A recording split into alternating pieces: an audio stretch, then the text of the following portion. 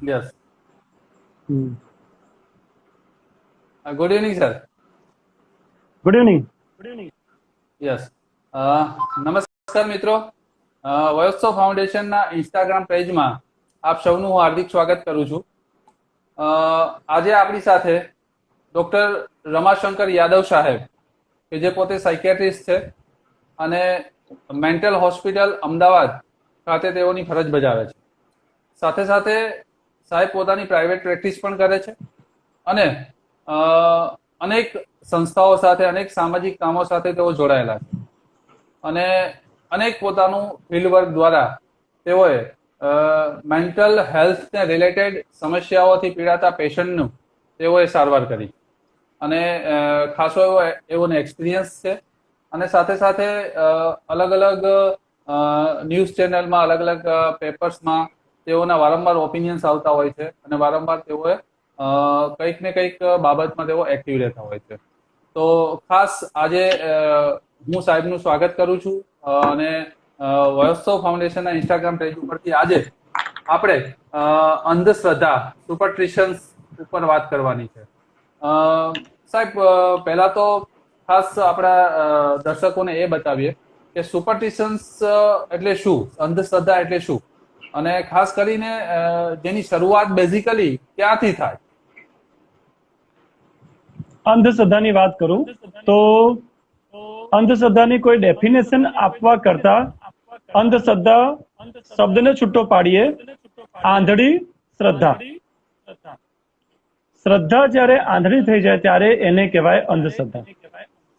આપણને જ્યારે કોઈ વસ્તુમાં શ્રદ્ધા હોય, આપણી આસ્થા હોય, કોઈની આપણે રિસ્પેક્ટ કરતા હોઈએ, કોઈને આપણે માનતા હોઈએ, શ્રદ્ધાના લેવલ ઉપર, સાયન્ટિફિક લેવલ ઉપર, વાસ્તવિકતાના લેવલ ઉપર સ્વીકારી શકાય એ લેવલ ઉપર કોઈ વસ્તુને જ્યારે માનતા હોઈએ અને ફોલો કરતા હોઈએ ત્યારે શ્રદ્ધા કહેવાય છે. જ્યારે અમુક લેવલ કરતા વધારે, જ્યારે આંધળી રીતે કોઈ વસ્તુનું અનુકરણ કરવામાં આવે, નુકસાનકારક રીતે કોઈ વસ્તુનું અનુકરણ કરવામાં આવે, વાસ્તવિકતા સ્વીકાર્યા, સમજ્યા, જોયા વગર એનું અનુકરણ કરવામાં આવે અને એ વ્યક્તિને, પરિવારને કે સમાજને નુકસાન કરતી હોય એનું ધ્યાન દીધા વગર એને ફોલો કરવામાં આવે અને ખોટી રીતે એ વસ્તુનો સ્પ્રેડ કરવામાં આવે તો એ વસ્તુને અંધશ્રદ્ધા કહેવાય. ઓકે. બેઝિકલી સાહેબ એવું જોવા મળે કે આની શરૂઆત ક્યાંથી થતી હોય, આમ ફેમિલીમાંથી થાય કે પછી કઈ રીતે થતી હોય?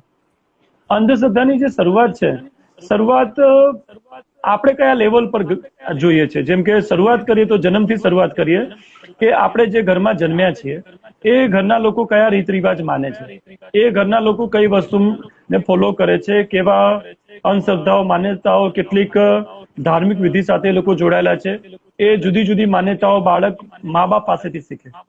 બીજું, બાળક જે છે જ્યારે સ્કૂલ જતો થાય ત્યારે સ્કૂલના મિત્રો પાસેથી, એમના દ્વારા કહેવામાં આવતી સ્ટોરીથી, રસ્તામાં જે કંઈ પણ લોકો મળે છે એને, જે કંઈ પણ લોકોનું વર્તન જોવે છે એને, સોશિયલી જે કંઈ રિચ્યુઅલ્સ જોવે છે એને, એટલે સોસાયટીમાં દરેક સોર્સિસથી.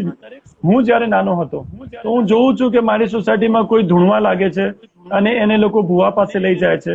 તો મારે નાનપણથી મારો ગ્રોથ શું થાય કે જ્યારે આવું કોઈ વર્તન કરતું હોય ત્યારે ભુવા પાસે લઈ જવાનું છે. બાળક ખાલી પોતાના ઘરમાંથી જ શીખે જરૂરી નથી. બાળક એની આજુબાજુના લોકો, બાળક સોસાયટીમાં લોકો, બાળક લોકો દ્વારા કીધેલી સ્ટોરીઓ કે કોઈ પણ તોફાન કરે તો બાબાજી પાસે, ભુવા પાસે, કોઈ પણ કામમાં સફળતા નથી મળતી તો આ વિધિ કરાવો, કઈશું પણ સારું કામ હોય તો આ વિધિ કરાવો, જાત જાતની વસ્તુ. હવે ઘણી વખત આપણે વાહન લઈએ છીએ તો વાહનને મંદિરમાં પૂજા કરાવવા લઈ જઈએ છીએ. કેમ કે ભગવાનની પૂજા કરીશું તો આપણાથી એક્સિડન્ટ નહીં થાય, ખોટું નહીં થાય, જાનહાની નહીં થાય. ખાલી પૂજા કરવાથી થઈ જવાનું છે બધું? શું મહારાજ પૂજા કરશે, મહારાજ ચાંદલો કરશે, મહારાજ એની ઉપર માળા લગાવશે તો આપણાથી એક્સિડન્ટ નહીં થાય? બાકી એ ના લગાવ્યું હોય અને કાં તો પૂજા કરી હોય અને આપણે આંખ બંધ કરીને ડ્રાઇવિંગ કરીએ તો એ આપણને કશું નહીં થાય. કેમ કે આપણે પૂજા કરેલી છે. તો શરૂઆત દરેક લેવલ ઉપર થાય છે. ફેમિલીના લેવલ ઉપર પણ થાય છે, સોસાયટીના લેવલ ઉપર પણ થાય છે, મિત્રોના લેવલ ઉપર પણ થાય છે. સમયની સાથે આપણી જે વાતાવરણમાં રહ્યા એ દરેક વાતાવરણમાં રહેલા લોકો નેગેટિવ એનર્જી આપણને અંધશ્રદ્ધાઓ તરફ દોરે છે. સામાન્ય રીતે સર આપણા સોસાયટીની અંદર એવું કોઈ સ્પેસિફિક ગ્રુપ ખરું કે જેમાં વધારે આ સુપરસ્ટિશન્સ નો વધારે એ ફેલાવો થયો હોય અથવા તો એ લોકો વધારે એમાં બિલીવ કરતા હોય? હવે છે ને, દરેક ગ્રુપની પોતપોતાની અંધશ્રદ્ધાઓ હોય. બુધવારે કામ બેવડાય એટલે બુધવારે કામ જ નહીં કરવાનું. એજ્યુકેટેડ લોકો પણ આ બધું માનતા હોય છે. એટલે ઘણી બધી વખત કે આ માણસનો ચહેરો જોયો, મારો આખો દિવસ ખરાબ જવાનો છે. પણ એ ચહેરા જોવાથી ને તારા દિવસથી શું લેવા દેવા? તો અને એજ્યુકેટેડ લોકોમાં અને એમના લેવલની બિલીફ કેટલી હોય છે, માન્યતાઓ કેટલી હોય છે. અંધશ્રદ્ધાઓની સ્પેસિફિકલી વાત કરવા જઈએ તો અને એજ્યુકેટેડ લોકોમાં એનું પ્રમાણ ઓછું હોય છે. જેમ કે ગામડાના લોકો છે, અભણ લોકો છે, ઘણી વખત પ્રેગ્નન્સી ના રહેતી હોય તો બાળક માટે પણ શ્રદ્ધાનો સહારો લેવા જાય. એક મેલ અને ફિમેલના ફિઝિકલ રિલેશનથી પ્રેગ્નન્સી રહે, જે સાયન્સ છે કે અને એના વગર સાયન્ટિફિક બેઝિસ વગર કોઈ લાડુ ખાવાથી પ્રેગ્નન્સી ના રહે. પણ અને ગામડાના લોકોમાં અને જેમનું એજ્યુકેશન લેવલ થોડું લો છે એવા લોકોમાં ઘણી વખત પોતાના વડીલોના કહેવા પ્રમાણે ઘણી વખત આવી અંધશ્રદ્ધા હોય છે. એવી ઘણી બધી અંધશ્રદ્ધા હોય છે જેની આપણે આજે ચર્ચા કરવાના છીએ. પણ હા, એક વસ્તુ છે કે અને એજ્યુકેટેડ લોકોમાં અમુક અંધશ્રદ્ધાઓ હોય છે પણ એમની અંધશ્રદ્ધાઓ કંઈક જુદા લેવલની હોય છે. અને અનએજ્યુકેટેડ લોકોમાં પર્સન્ટેજ વાઇઝ વધારે હોય છે. અનએજ્યુકેટેડ લોકોમાં અંધશ્રદ્ધાનું પ્રમાણ વધારે પડતું જોવા મળે છે. ખાસ કરીને મેડિકલ ક્ષેત્રે આપણે જોવા જઈએ તો સર, ઘણા બધા એવા કોમ્યુનિટી છે, સમાજ એવા ગ્રુપ્સ છે કે જે લોકો મેડિકલને ધ્યાનમાં રાખીને એટલે કે સાયન્ટિફિક ટ્રીટમેન્ટ કરવાને બદલે ઘણી વખત આવી અંધશ્રદ્ધામાં તેઓ વધારે માનતા હોય છે. તો ત્યારે એના રિઝલ્ટ બહુ ભયાનક પરિસ્થિતિ તરફ વળે એવું બની શકે સર ખરા? હવે અંધશ્રદ્ધાઓના કારણે તો કેટલીક મોતો અમે લોકોએ જોઈ છે. હું સાયકેટ્રિસ્ટ છું. મેન્ટલ હોસ્પિટલ અમદાવાદમાં સાયકેટ્રિસ્ટ તરીકે છેલ્લા 9 વર્ષથી છું. રાજકોટ સિવિલ હોસ્પિટલમાં 3 વર્ષ રહી ચૂક્યો છું. 9 વર્ષથી મારી પ્રાઇવેટ પ્રેક્ટિસ કરું છું. અમારી પ્રાઇવેટ પ્રેક્ટિસમાં, ગવર્મેન્ટ જોબમાં, રેસિડેન્સીમાં અમે એવા ઘણા કેસીસ જોયા છે કે જેમાં અંધશ્રદ્ધાના કારણે લોકોએ જીવ ગુમાવ્યા હોય. એટલે અંધશ્રદ્ધા ઘણી વખત ઘાતક નીવડે છે. અને શારીરિક બીમારીની વાત કરીએ, ખાલી માનસિક બીમારીમાં સૌથી વધારે અંધશ્રદ્ધા છે. કેમ કે માનસિક બીમારીનું લોકો પાસે પ્રૂફ નથી હોતું. એવા બ્લડ રિપોર્ટ કે એવું કશું નથી હોતું. રિપોર્ટમાં આવતું નથી કોઈનું કરેલું છે, રિપોર્ટમાં આવતું નતું ને પેલાએ આવું કર્યું છે. એટલે માનસિક બીમારીમાં અંધશ્રદ્ધાનું પ્રમાણ ઘણું બધું વધારે છે. ના, પણ શારીરિક બીમારીમાં પણ અંધશ્રદ્ધાઓ તો છે જ. ઝાડા થયા હોય તો ઝાડામાં પણ લોકો દોરા ધાગા કરાવે છે. અને લોકોને કમળો થયો હોય તો કમળો મંત્રાવા જાય છે. હવે કમળો મંત્રાવાની વસ્તુ થોડી ને છે, એ ફિઝિકલ બીમારી છે. ઝાડા છે, ઉલટી છે, ટીબી છે, દરેક શારીરિક બીમારીને ગામડાના લોકો કે ગમે તે થાય, પણ દરેક બીમારી માટે તાવ આવ્યો હોય તો પણ એકવાર મહારાજ પાસે જઈને દર્શન તો કરાવવા લઈ જ જવાનું. એટલે દરેક શારીરિક બીમારી બાબતે ઘણી બધી અંધશ્રદ્ધાઓ આપણા ગામડાના લોકોમાં અને શહેરોના લોકોમાં હોય છે. શહેરના લોકોમાં પ્રમાણ થોડું ઓછું હોય છે, ગામડાના લોકોમાં ઘણું પ્રમાણ હોય છે. શારીરિક બીમારીની અંધશ્રદ્ધાઓ અમુક લિમિટમાં હોય છે, પણ શારીરિક બીમારીની અંધશ્રદ્ધાઓ ઘણી વખત સારવાર કરાયા વગર જીવલેણ થતી હોય છે. જો શારીરિક બીમારીમાં સરખી સારવાર અને ટાઈમસર સારવાર ના મળે તો જીવલેણ થતી હોય છે. જેમ કે કોરોનાની વાત કરીએ, કોરોનામાં ઘણા લોકોની અંધશ્રદ્ધાઓના કારણે જીવ પણ ગયા છે. પણ એ આપણે ચર્ચા પછી કરીશું જ્યારે ડિટેલમાં જઈશું ત્યારે. માનસિક બીમારી જે છે, માનસિક બીમારી, દરેક માનસિક બીમારીમાં, ડિપ્રેશનમાં કામ ધંધો ના ચાલે, ડિપ્રેશનમાં સ્ફૂર્તિ ના રહે, મન નિરાશ રહે, હતાશ રહે, કશાકમાં રસ ના લાગે. ડિપ્રેશનની સાથે સાયકોટિક ફીચર્સ હોય કે મારા શરીરના અને અંગો જ નથી, અંગો ખવાઈ ગયા છે. ક્યારેક ડિપ્રેશનની સાથે સાયકોટિક સિમ્ટમ્સ હોય, સ્કિઝોફેનિયા હોય, ડિલ્યુઝન ડિસઓર્ડર હોય, સોમેટાઇઝેશન હોય, વારે ઘડીએ પેટ, હાથ, પગ બધા દુખતા હોય, રિપોર્ટમાં કંઈ ના આવે, એટલે લોકો અંધશ્રદ્ધા સાઈડ જાય. Panic ડિસઓર્ડરમાં, obsessive compulsive ડિસઓર્ડરમાં, psychiatry સાઈડની most of 99% બીમારીમાં લોકો અંધશ્રદ્ધા તરફ જતા હોય છે. ઓકે. ખાસ સર, આ કોરોના મહામારી દરમિયાન આપની પાસે એવા કોઈ કેસીસ આવ્યા છે કે જે આ ખાસ અંધશ્રદ્ધાને લઈને એ લોકો વધારે પ્રોબ્લેમમાં મુકાયા હોય અને તમારી પાસે આવ્યા હોય? મારી પાસે તો ઘણા કેસીસ આવ્યા છે, પણ એક કેસની તો હું ખાસ ચર્ચા કરીશ. એ પોતે ડોક્ટર છે, એમનો ભાઈ ડોક્ટર છે અને એમની ફેમિલીમાં બધા હાઈલી એજ્યુકેટેડ છે. એક નાના ટાઉનથી બિલોંગ કરે છે. એમના મમ્મી પપ્પા પોતે પણ અને એજ્યુકેશન બેકગ્રાઉન્ડ સારું છે. અને એ ડોક્ટરના પપ્પાને શરદી, ખાંસી, કફ ને બધા બોડી એક વીકનેસ ને બધા સિમ્ટમ્સ થયા. 7 દિવસ સુધી ખાલી દોરા ધાગા કરાયા. બંને છોકરાઓ, બે છોકરાઓ ડોક્ટર છે, સ્પેશિયાલિસ્ટ ડોક્ટર છે. બંને છોકરાઓ પોતે કઈ કઈને થાકી ગયા, ફોન કરીને થાકી ગયા, પર્સનલી જઈને ધક્કો ખાઈ આવ્યા, પણ માનવા તૈયાર નથી. ઘણું બધું લડાઈ ઝઘડા થયા. પછી નાનો છોકરો જે ડોક્ટર છે, જે બીજા કે ત્રીજા નંબરનો નાના ડોક્ટર છોકરાએ પછી બાય ફોર્સ એમને કોવિડનો રિપોર્ટ કરાવડાયો અને કોવિડનો રિપોર્ટ પોઝિટિવ આવ્યો. પછી એમને સારવાર માટે પણ મનાવવા પડ્યા, સારવાર માટે પણ રાજી કરવા પડ્યા કે મને કોવિડ થાય જ નહીં, મારી પાસે આયુર્વેદિક ટ્રીટમેન્ટ છે, હું આયુર્વેદિક ટ્રીટમેન્ટથી સાજો થઈ જઈશ, હું મારી લાઈફસ્ટાઈલથી સાજો થઈ જઈશ, આ કોવિડ કશું નથી, કોવિડ ધતિંગ છે, લોકોના નાટક છે. એ લેવલ ઉપર પણ તૈયાર નતા. સીટી સ્કેન ચેસ્ટનું કરાવડાવવામાં આવ્યું ને રિપોર્ટમાં ઘણું બધું ચેસ્ટમાં અને ઇન્ફેક્શન હતું. છેલ્લે બધા પ્રૂફ આપ્યા પછી અને થોડું પ્રેશર વધારવામાં આવ્યું અને પછી એ દાખલ થવા માટે તૈયાર થયા. એમની ફેમિલીમાં 17 જણાને કોવિડ થયું. એમની ફેમિલીમાં એટલીસ્ટ 3 ડેથ થઈ એમના દૂરના રિલેશનમાં, એમના કાકા બાપાના રિલેશનમાં. છતાં પણ એ વ્યક્તિ પોતાની અંધશ્રદ્ધા છોડવા તૈયાર નથી. આવી જ રીતે મેનિયામાં પેશન્ટ આવી જાય છે, બોલ કરે છે, મોટી મોટી વાતો કરે છે, જીદ કરે છે, ગુસ્સો કરે છે, જાત જાતનું હાઈફાઈ વાતો કરે છે અને લોકો સમજતા નથી અને લોકો દોરા ધાગા કરાવે છે. લોકો ભુવાજી પાસે, મૌલાના પાસે, તાંત્રિક પાસે લઈને જાય છે. કોઈ અચાનક જ અનમેરિડ છોકરી સિંદૂર માંગે છે કે મારે સિંદૂર જોઈએ છે અને ઊંધું સીધું હરકત અને વર્તન કરવા લાગે છે, તો લોકો મૌલાના પાસે, ભુવા પાસે લઈ જતા હોય છે. ઘણી બધી એવી અંધશ્રદ્ધા સાથે જોડાયેલી વાતો લોકો કરતા હોય છે. સ્કિઝોફ્રેનિયામાં કાનમાં કાલ્પનિક અવાજો સંભળાય છે અને લોકો જાત જાતની આવી વ્યક્તિઓ પાસે લઈ જતા હોય છે. પણ ઘણી વખત હું મારા દર્દીઓને બહુ સિમ્પલ લેંગ્વેજમાં સમજાવું છું, એ લોકો સમજી શકે એ લેંગ્વેજમાં, કે કોરોના બીમારી સ્પેશિયલી તમારા જેવા લોકો માટે જ આવી છે. કોરોના બીમારી તમારા જેવી અને અંધશ્રદ્ધા ધરાવતી વ્યક્તિઓ માટે જ આવી છે. કોરોના બીમારીમાં સૌથી પહેલા તમારે એ બધા શીખવાનું છે કે જો કોઈ ભુવા પાસે, જો કોઈ મૌલાના પાસે, જો કોઈ તાંત્રિક પાસે જાદુઈ શક્તિ હોત તો આ 1-1.5 વર્ષથી આખું દેશ, દુનિયા, આપણું શહેર પરેશાન છે. બધાની ફેમિલીમાં કેટલું ડિસ્ટર્બન્સ આવ્યું છે. તો એ મૌલાના, મૌલવી કે ભુવા માતાજીની શક્તિથી એ કોરોનાને કંટ્રોલ કરીને ભગાડી ના દે. બધા મારા તમારા જેવા સામાન્ય માણસો છે. માતાજી કોણ છે તમને ખબર છે? ભગવાન કોણ છે તમને ખબર છે? ભગવાનની શક્તિ કોઈનામાં આવે તો એ વિશાળ રૂપ ના બતાવે, એ જાદુઈ કામ ના કરી શકે, એ જાદુઈ હેલ્પ ના કરી શકે કે આખી દુનિયાને દેખાય એવું. કેમ ભુવા, મૌલવી, માલાના પોતાના ત્યાં જ ખાલી માતાજીના નામે કે અલ્લાહના નામે દોરા ધાગા કે જાત જાતની વિધિ જ કરે છે? ખરેખરું એમનામાં એવી જાદુઈ શક્તિ છે તો જાદુઈ શક્તિનો પરચો આવી આ કન્ડિશનમાં કેમ બતાવતા નથી? આના પર મેં એક પોસ્ટ પણ મૂકી હતી લાસ્ટ યર. એ પોસ્ટ અત્યાર સુધી ફોરવર્ડ થતી આવી છે કે જે લોકો 50 વર્ષથી આ બધું કરે છે, જે લોકો બહુ સિદ્ધ છે, એ લોકો માટે પોતાની શક્તિનો પરચો બતાવવાનો આ ખરેખર સારો સમય છે. કોરોના ભગાડવાનો સારો સમય છે. સમાજને હેલ્પફુલ થાઓ અને કોરોના બતાવો.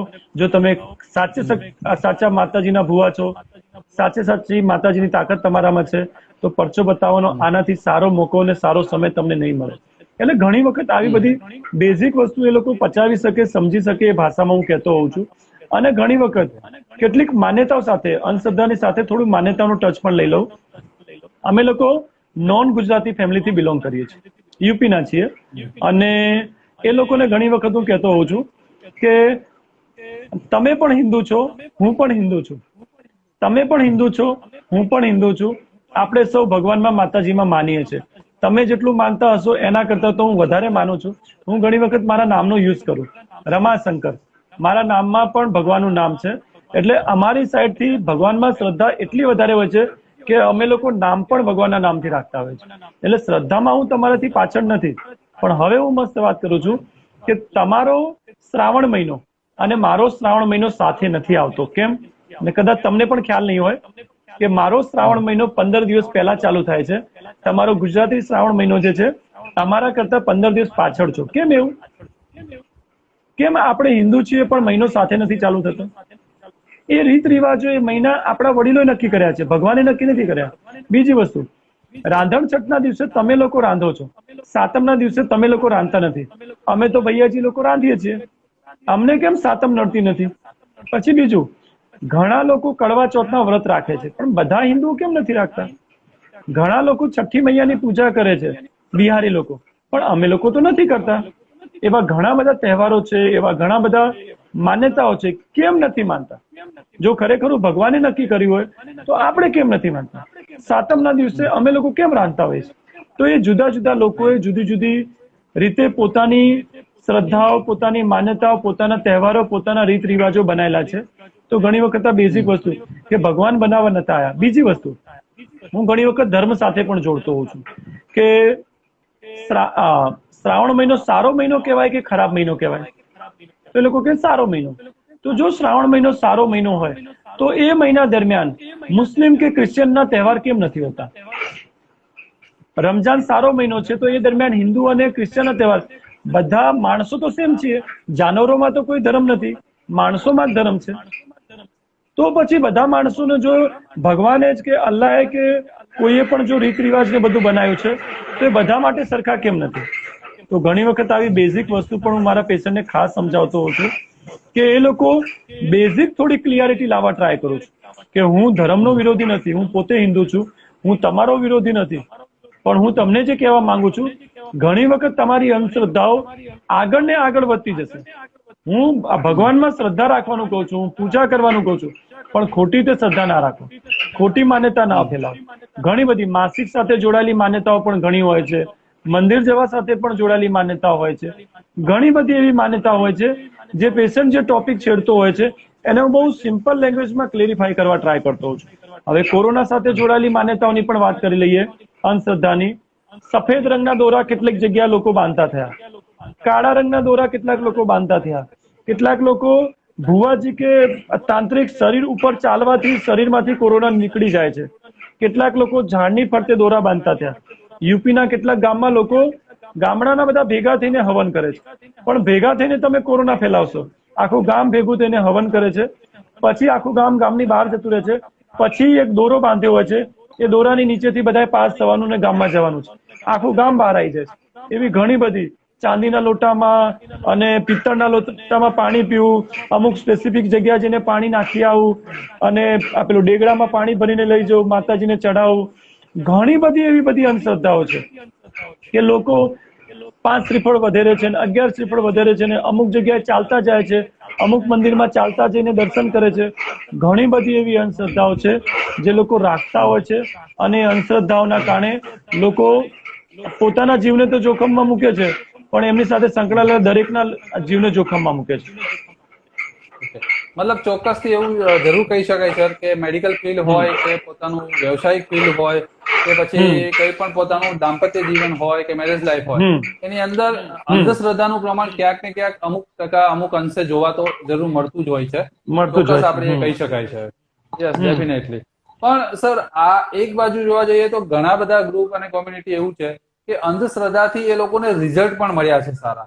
તો એ શું એની માન્યતા છે કે ખોટો ભ્રમ છે એનો, કે પછી એ લોકોને ખરેખર આમાં રિઝલ્ટ મળતા હોય છે? હવે એ જે છે ને એ સમજવા જેવું સાયન્સ છે. જે લોકો મગજને જાણતા નથી, મગજને સમજતા નથી, એ લોકો આ વસ્તુ ક્યારે સમજી નહીં શકે. એના માટે હું મારો રાજકોટનો કિસ્સો કહું કે એક ભાઈ છે, હું રાજકોટ સિવિલ હોસ્પિટલમાં હતો ત્યારે અમારી રાજકોટ સિવિલની પાછળ જંકશન વિસ્તાર છે. એક ભાઈ છે, પેટના બધા રિપોર્ટ કરાઈ કરીને થાકી ગયો, પણ પેટના દુખાવા મટે નહીં. પ્રાઇવેટમાં, સિવિલમાં, બધી જગ્યાએ ફર્યો, બહુ ફર્યો, 7 થી 8 લાખનો ખર્ચો કર્યો, પણ કોઈ રિઝલ્ટ નહીં. એ માણસ પછી છે ને ભુવા લોકોના પાછળ ગયો, ભુવા પાછળ બહુ ફર્યો, કોઈ રિઝલ્ટ નહીં. પછી એ માણસ આવીને એક લાઇટ વાળાની દુકાને અને ઇલેક્ટ્રિક વાળાની દુકાને જાય અને પોતાના રોદણા રોવે, રોજ આવીને ફરિયાદ કરે. સાલો ડોક્ટરો મટાડતા નથી ને ભુવાએ મટાડતા નથી. હવે સાલો કોઈના ઉપર વિશ્વાસ રહ્યો નથી, ડોક્ટર ઉપર વિશ્વાસ નથી રહ્યો, ભુવા ઉપર વિશ્વાસ રહ્યો નથી, સાલો ખાલી પૈસા બનાવે છે. એટલે પોતાના રોદણા રોવાનું રોજ એ દુકાનવાળા જોડે રાખે. પછી એ ભાઈએ શું કર્યું કે એ ભાઈએ પછી કીધું, યાર તું બધેથી થાકી ગયો છે, એક કામ કર, મારી મમ્મી જે છે ગંગાજળ લાવ્યા હતા, હવે તું એક કામ કર, ગંગાજળ ટ્રાય કર લે, કદાચ તને રિઝલ્ટ મળવાનું હશે તો મળશે, અને એમ ફ્રીમાં છે, તારે મને કોઈ પૈસા આપવાનો નથી, ગંગાજળથી રિઝલ્ટ મળતું હોય છે, તું ટ્રાય કર. તો એ જે ભાઈ છે એ ભાઈએ શું કહ્યું હતું કે એ ભાઈને ગંગાજળ આપ્યું, નાની ડબ્બામાં ભર્યું ને ભાઈને ગંગાજળ આપ્યું. એ ગંગાજળમાંથી એક ટીપું પાણી માટલામાં નાખવાનું, અને આખું પાણી માટલા વાળું જે છે ગંગાજળ વાળું થઈ ગયું. હવે એ માટલાનું જ પાણી પીવાનું. રોજ આ રીતે પાણી પીધે રાખ્યું. રોજ માટલામાં એક ટીપું ગંગાજળ નાખવાનું અને પછી એ માટલાનું પાણી પીવાનું. આવું કરતા કરતા એને 7 થી 8 મહિનામાં પેટનો દુખાવો મટી ગયો. અને પેટનો દુખાવો મટી ગયા પછી પણ 1.5 વર્ષ સારા ગયા. એ ભાઈએ પોતાનો વિસ્તાર ચેન્જ કરી નાખ્યો હતો અને 1.5 વર્ષ પછી એ પાછો એ વિસ્તારમાં આવ્યો. એને થયું કે યાર આ લાઇટ વાળાના ગંગાજળના કારણે મારી પેટની બીમારી મટી છે, એના માટે હું કશું લઈને જાઉં. એને 2 કિલો મીઠાઈ લાઇટ વાળા માટે લઈને ગયો હતો. મને શબ્દો પણ યાદ છે. લાઇટ વાળાએ મને ભારપૂર્વક કીધું હતું કે સાહેબ આટલી વધારે મીઠાઈ મને જિંદગીમાં કોઈએ આપી નથી. અને એ લાઇટ વાળાના ત્યાં હું 5 દિવસ પછી હું સન્ડેના દિવસે બલ્બ લેવા ગયો. પછી એ લાઇટ વાળાએ મને પ્રશ્ન કર્યો કે ભાઈ તમે જોઈને ડોક્ટર જેવા લાગો છો, કેમ કે અમારા ક્વાર્ટરની પાછળ જ હતા. ડોક્ટર છો? મેં કીધું હા. પછી કીધું શેના? તો મેં કીધું માનસિક રોગોના. યાર તમને ખોટું ના લાગે તો એક વાત કહું, મારી સાથે આ રીતની સ્ટોરી થઈ અને માણસ મને 1.5 વર્ષ પછી મીઠાઈ લઈને આવ્યો. હવે મારો પ્રશ્ન તમને એ છે કે મારી મમ્મીને ધામમાં ગયે લગભગ 15-20 વર્ષ થઈ ગયા. મારી પાસે કોઈ ગંગાજળ નતું.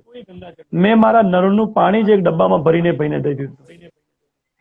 મેં સાદું પાણી જેને આપ્યું હતું અને એ પાણીથી એને સારું થયું. હવે એ વાતને 1.5 વર્ષ થઈ ગયા છે.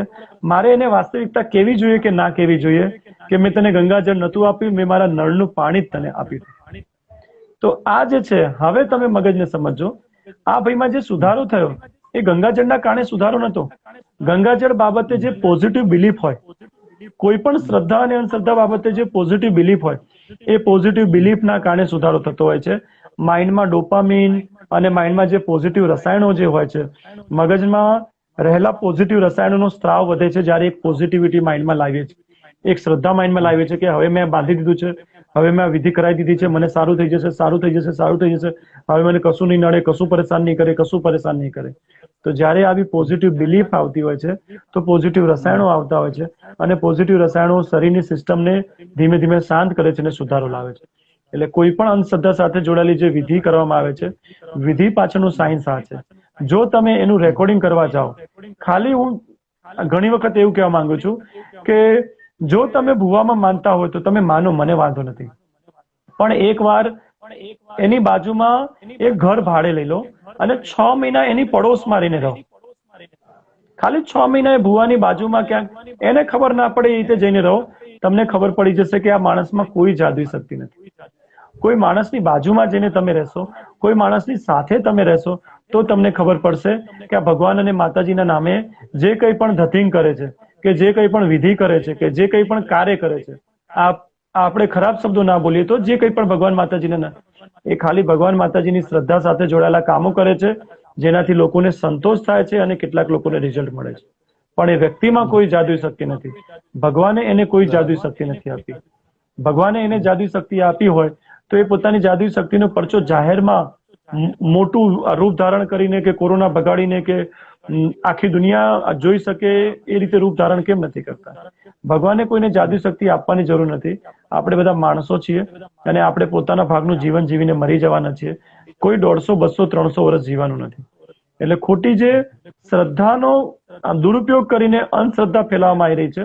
ઘણા લોકો પોતાનું ઘર ચલાવે છે, પોતાનો ધંધો ચલાવે છે અને ભગવાનના નામે કેટલી અને અંધશ્રદ્ધા ફેલાવીને લોકો ધંધો કરે છે, કેટલાક કરોડો રૂપિયા બનાવે છે. એ આપણે ઘણા લોકોને જોયું છે, કેટલી હાઈફાઈ ગાડીઓમાં ફરે છે. પણ વાસ્તવિકતા એ છે કે આ ભગવાનના નામે જે ખોટા માર્ગે દોરવામાં આવી રહ્યું છે, એ ધતિંગ, એ નાટક આપણે બંધ કરવા જોઈએ. અને જો નોર્મલ પબ્લિક આ નથી સમજતી તો હું ક્યારે પણ કોઈની શ્રદ્ધા કે અંધશ્રદ્ધા સાથે લડાઈ નથી કરતો. હું ખાલી એક જ સજેશન લોકોને આજે જાહેર મંચમાં દઉં છું કે ખાલી તમે જે તે વ્યક્તિ પાસે 6 મહિના કે વર્ષ એની બાજુમાં ભાડાનું ઘર રહીને રહેવા જાઓ. તમને ખબર પડી જશે કે માણસ મારા ને તમારા જેવા સામાન્ય માણસોમાંથી છે. એની જોડે 1% પણ જાદુઈ શક્તિ નથી. 1% પણ જાદુઈ શક્તિ હોય એવો અત્યારે કોઈ ધરતી ઉપર જીવિત માણસ નથી. બધા પોતાના મગજના જ્ઞાનતંતુ અને પોતાની મહેનત અને પોતાની ચાલાકીનો ઉપયોગ કરે છે. જેનામાં જેટલી ચાલાકી વધારે છે, જે મગજનો ચાલાકીથી અને જ્ઞાનથી ઉપયોગ કરે છે, એવા લોકો ઘણું સારું જીવન જીવે છે. ઘણા લોકો અંધશ્રદ્ધાના નામે, જે તમે બાળકોની વાત કરી, હવે કોઈને બાળક નથી થતું. મેં તો સાયકેટ્રિસ્ટ તરીકે જોયેલું છે. હવે તમે રાતનું રોકાણ કરાવે, હવે સાસુ વહુ કે ઘરના 4 લોકો ગયા હોય, બાળક ના થતા હોય, બાબાજી પાસે ગયા હોય, બાબાજી પછી એમને નાઇટનો સ્ટે કરાવે, લાડુ આપે અને સેપરેટ એક રૂમમાં બંધ રાખે. હવે સ્ત્રીને એક રૂમમાં બંધ રાખવાની ક્યાં જરૂર પડી? એની સાથે પોતે ફિઝિકલ રિલેશન રાખે છે. અમે ઘણા કિસ્સા આવા જોયેલા છે. અમે ઘણા કિસ્સા આવા પોતે જોયેલા છે કે જે આ સ્વીકારે છે કે મારી સાથે ખોટું થયું, પણ હવે હું આ કોઈને કહી નથી શકતી. તો ઘણી વખત એક સ્ત્રી પોતાનું દુઃખ કોઈને કહી નથી શકતી. બાર પરિવાર આશા રાખીને બેઠું હોય છે. બાર પરિવાર જે આશા રાખીને અમુક શબ્દો, અમુક આશા અને અમુક વિધિનું ના નામે જે ધતિંગ કરવામાં આવે છે, એ ધતિંગ અમુક લોકો માટે બહુ પીડાજનક હોય છે. તો આપણે કોઈને પીડા પહોંચે એવું કામ નથી કરવાનું. આપણે અંધશ્રદ્ધા નથી ફેલાવી. હા, હજુ તમે કઈ પૂછવા ચોક્કસ સર. હા, એકદમ સાચી વાત છે સર. પણ આ ટેકનોલોજીકલ યુગ અને કોમ્પ્યુટરના યુગમાં પણ આપણે જોવા જઈએ તો આજે સામાન્ય એવી ઘણી બધી બાબતો છે કે જેમાં આજે એજ્યુકેટેડ પર્સન પણ અંધશ્રદ્ધામાં માનતું હોય છે. સામાન્ય રીતે જોવા જઈએ તો અમુક દિવસે જ અમુક વસ્તુ ખાવી જોઈએ. સપોઝ કે રસ્તામાં કોઈ બિલાડી ઉતરે તો આપણને કઈક ખરાબ કામ થશે. પછી ક્યારેક કોઈ સારા કામ માટે જતા હોય તો કોઈ મીઠું મોઢું કરી દેવાનું. મતલબ આવા એક સામાન્ય બાબતો જોવા જઈએ તો આજે ઘરે ઘરે અને એમાં લોકો બિલીવ કરતા જ હોય છે. તો ખરેખર આ વસ્તુ જેવા જોઈએ તો એક માન્યતા કહેવાય કે શું કહેવાય? હવે એ બધું જે છે ને, જેવી તમારી બુદ્ધિ, સંગ તેવો રંગ. હવે તમે અને એકતા કપૂરની જોડે ફ્રેન્ડશિપ કરો તો તમે ક નામ રાખતા તો થવાના જ છો.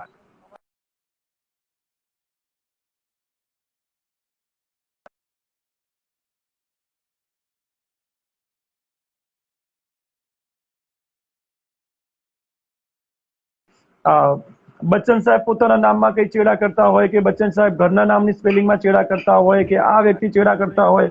ઘણી બધી લોકોનું તમે સાંભળ્યું છે કે પોતાના નામના સ્પેલિંગ બદલતા હોય છે.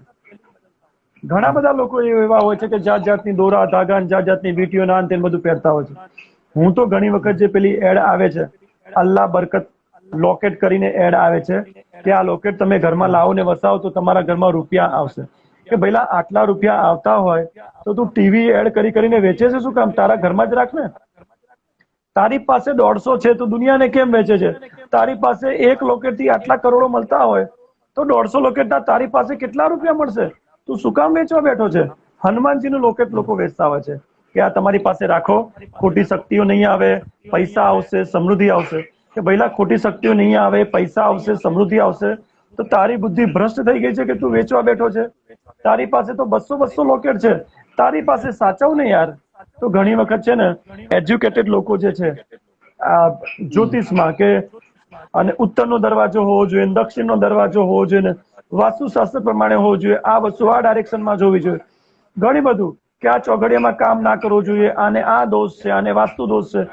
ઘણી બધી ધતિંગો લોકો કરતા હોય છે, ઘણા બધા નાટક લોકો કરતા હોય છે. ભગવાન સિવાય બીજા કયું જાનવર? આપણે પણ એક પ્રાણી છીએ, આપણે પણ એક જાનવર છીએ. કયું જાનવર એ સૃષ્ટિમાં છે જે આ બધી વિધિ કરતું હોય છે? માણસ સિવાયનું એક પણ જાનવરનું નામ આપો કે જેને આવા દોરા ધાગાની જરૂર પડતી હોય. માણસ સિવાય એક પણ જાનવરનું નામ આપો. દરિયામાં કેટલા જીવો છે, કેટલી માછલીઓ છે, ધરતી ઉપર કેટલા જીવો છે, કરોડોની સંખ્યામાં જીવો છે. એક પણ જીવને એક પણ ધાર્મિક વિધિ કરવાની જરૂર પડતી હોય. ઘણું બધું છે. સાયન્સ છે, સાયન્સમાં ઘણી બધી ચર્ચા અત્યારે શોર્ટમાં થાય એવું નથી, કેમ કે દરેક વસ્તુ એક એક ટોપિકમાં બહુ લાંબુ ચર્ચા થાય એવું છે. તો શોર્ટમાં તો કેટલું કહી શકીએ, પણ શોર્ટમાં એટલું કહી શકીશ કે જેમ બીજા જાનવરને અમુક અંધશ્રદ્ધાઓની જરૂર નથી, જેમ બીજા જાનવરો અમુક ધતિંગમાં પડતા નથી, આપણે માણસ તરીકે ભગવાને આપણને સૌથી સ્ટ્રોંગ, સૌથી સારું મગજ આપ્યું છે. તો આપણે મગજનો ઉપયોગ કેમ નથી કરતા? આપણે 50 જાતની ગ્રહોની વીંટીઓ કેમ પહેરીએ છીએ? આપણે 50 જાતની ધતિંગો કેમ કરીએ છીએ? આપણે આપણા નામમાં ચેનચાળા કેમ કરીએ છીએ? આપણે અમુક વસ્તુથી ભાગીએ છીએ કેમ? આપણે ભૂત, આન તેમ, પરેત, આત્મા, ચાર રસ્તાને એવી નામની બિલીફને શું કામ રાખીને બેઠા હોઈએ છીએ? ઘણું બધું એવું છે. હું તો નાનપણથી ઘણું બધું એવું જોતા આવ્યો છું, સાંભળતો આવ્યો છું, પણ મારી પર્સનલ લાઈફમાં પણ મેં ઘણું જોયું છે. પણ મારી દ્રષ્ટિએ જો આપણે આવું યોગ્ય જાણકાર લોકો સાથે ચર્ચા કરીશું, જો આના વિશે જાગૃતિ ફેલાઈશું તો લોકોની અંધશ્રદ્ધાઓને ઘટાડી શકાય એવું છે. અંધશ્રદ્ધા ઘટાડવા માટે આપણે પૂરતી મહેનત કરતા નથી. આપણી સરકારો પૂરતી મહેનત કરતા નથી. આપણા સરકારમાં કેટલાક અભણ લોકો પોતે આવા ભુવાઓને બોલાવે છે અને પોતે આ બધી અંધશ્રદ્ધા ફેલાવે છે. હવે આપણા સરકારી માણસો જ આવી અંધશ્રદ્ધાઓ ફેલાવતા હોય તો આપણે પછી કોના ઉપર વિશ્વાસ રાખવો? ન્યૂઝ ચેનલોમાં જાત જાતના જ્યોતિષના પ્રોગ્રામ આવતા હોય છે. ઘણા બધા લોકોના જ્યોતિષના નામે બરોડામાં જે ખેલ થયો, રૂપિયા પડાવી લીધા અને બધી ધતિંગ થઈ, ઘણા જ્યોતિષોને જેલમાં જવાનું થયું. હવે જ્યોતિષ વિદ્યાના દરેક ન્યૂઝ ચેનલમાં પેડ બધા શો આવતા હોય છે. લોકો પૈસા દઈને પેડ શો કરતા હોય છે. કેટલાક લોકો અંધશ્રદ્ધા, હવે પેડ ન્યૂઝ તમે વાંચો તો જાત જાતના તાંત્રિકની બાવાની એડો આવે છે. હવે ન્યૂઝ ચેનલ વાળાને અને એવી બુદ્ધિ નથી કે આવી ધતિંગ ના ફેલાવી જોઈએ. એમને પૈસા મળે છે, પૈસામાં એ ગમે તેની એડ કરી શકે. ન્યૂઝપેપરમાં સૌથી વધારે એડ આ બાવાની હોય છે. હવે કયા બાવા પાસે જાદુઈ શક્તિ છે? હવે સેક્સ્યુઅલ પ્રોબ્લેમને આ તાંત્રિક વિદ્યાથી મટાડીશું, કોઈનું કાળું ધોળું કરેલું મટાડીશું, કોઈનું કાલા જાદુ મટાડીશું, કોઈએ વસીકરણ કરેલું છે મટાડીશું. વર્ષો જૂના જાણીતા છે, જાત જાતના હેડિંગ સાથે લોકો આ બધી ધતિંગો છપાવતા હોય છે. શું કામ ન્યૂઝ ચેનલ વાળા આવા લોકોની એડ લે છે? તો આપણો સમાજ જે છે, આવા લોકો, બેદરકાર લોકો, સિસ્ટમમાં રહેલા બેદરકાર લોકોના કારણે અંધશ્રદ્ધાઓ છોડતું નથી. હવે એડ આવે છે, જેમ તમે કેટલીક એડ વાંચીને વસ્તુ ખરીદવા જાઓ છો, એમ એડ વાંચીને જે લોકોમાં સારું સાયકોલોજીકલ માઇન્ડેડ નથી, એ લોકો તો આવી લોકો પર ખેંચાય છે.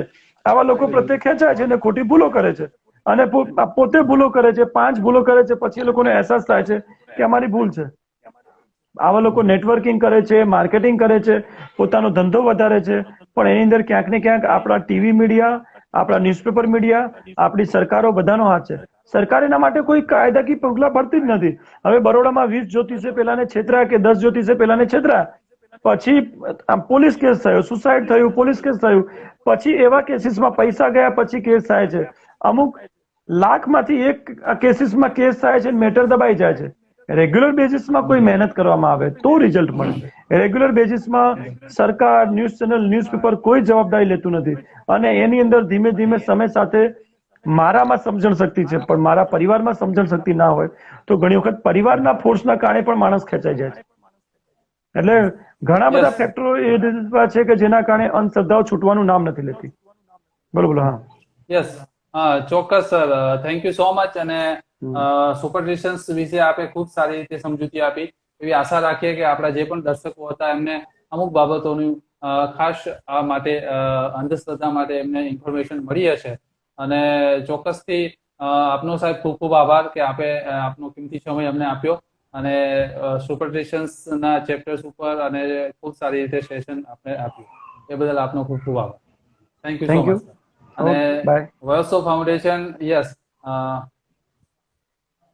વયોત્સવ ફાઉન્ડેશન દ્વારા આવા જ અલગ અલગ વિષય દ્વારા ઇન્સ્ટાગ્રામ પેજમાં એક્સપર્ટને બોલાવીને અલગ અલગ વિષય ઉપર આપણે લાઈવ ચેટ કરવા માંગીએ છીએ.